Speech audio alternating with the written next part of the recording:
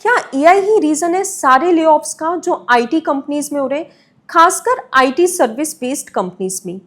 कितनी IT service based companies ने खुद ये स्टेटमेंट दिया है कि उन्होंने एआई की वजह से ले ऑफ नहीं करे हैं।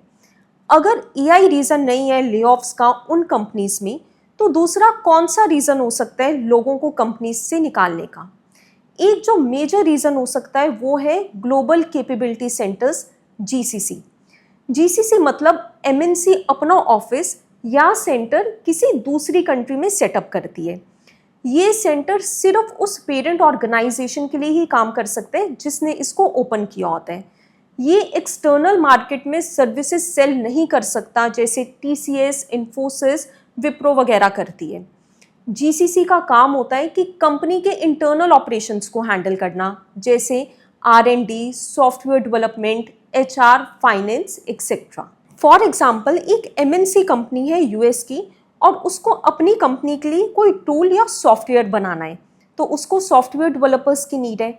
अगर वो सॉफ्टवेयर डेवलपर्स यूएस से हायर करेगी तो शायद उसको महंगा पड़ सकता है, तो वो इंडिया जैसे देश में जहाँ लोगों को सैलरीज भी कम देनी पड़े और टैलेंट भी मिल जाए, वहाँ पे अपना जीसीसी ओपन कर लेती है। टॉप एमएनसीज की जीसीसी है इंडिया में, जैसे माइक्रोसॉफ्ट का है माइक्रोसॉफ्ट इंडिया डेवलपमेंट सेंटर के नाम से नोएडा, बेंगलुरु, हैदराबाद में। गूगल का है गूगल इंडिया जीसीसी के नाम से बेंगलुरु, हैदराबाद में। और ऐसे टॉप एमएनसीज के जीसीसी ओपन हो रखे हैं इंडिया में।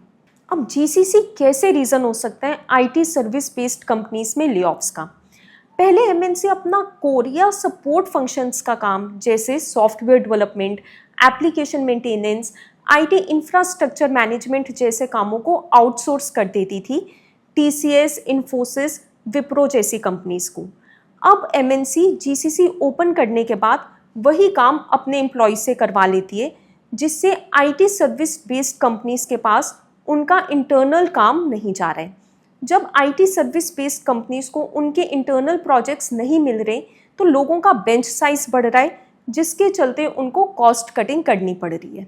और दूसरा रीज़न ये है कि जो आईटी सर्विस बेस्ड कंपनीज के पास प्रोजेक्ट्स हैं, वो भी शायद इतने हाई वैल्यू प्रोजेक्ट्स नहीं हैं अब, क्योंकि आर&डी, प्रोडक्ट डेवलपमेंट जैसे काम ये सब जीसीसी के पास चले गए हैं।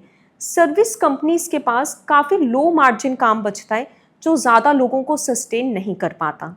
अगर यही ट्रेंड कंटिन्यू रहा तो IT service based companies B team की तरह ट्रीट होगी, जिसके पास लोअर एंड वर्क ही रहेगा।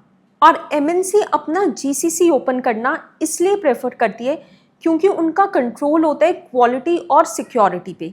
सेंसिटिव वर्क कंपनी के बाहर नहीं जाता और एमएनसी को जीसीसी ओपन करना कॉस्ट इफेक्टिव ऑप्शन भी लगता है, क्योंकि जिस काम के लिए वो आईटी सर्विस बेस्ड कंपनीज को आवरली बेस्ड पे कर रही थी, आज वही काम वो अपने एम्प्लॉयज से करवा रही है। मिडल मैन की कॉस्ट कट हो गई, तो एमएनसी को यही काम जीसीसी के थ्रू करवाना चीप पड़ता है। हर ले ऑफ का रीज़न एआई ही नहीं है, बहुत सारे दूसरे फैक्टर्स भी होते हैं। अगर जीसीसी का यही ट्रेंड कंटिन्यू रहा तो आईटी सर्विस बेस्ड कंपनीज के पास लॉन्ग टर्म कॉन्ट्रैक्ट्स और अच्छे काम की कमी हो सकती है और फ्यूचर में हमें और भी ले ऑफ्स देखने को मिल सकते हैं। That's it for this video, and if you found this video informative, don't forget to like and subscribe to this channel. This is Anisha Soni. Thank you for watching.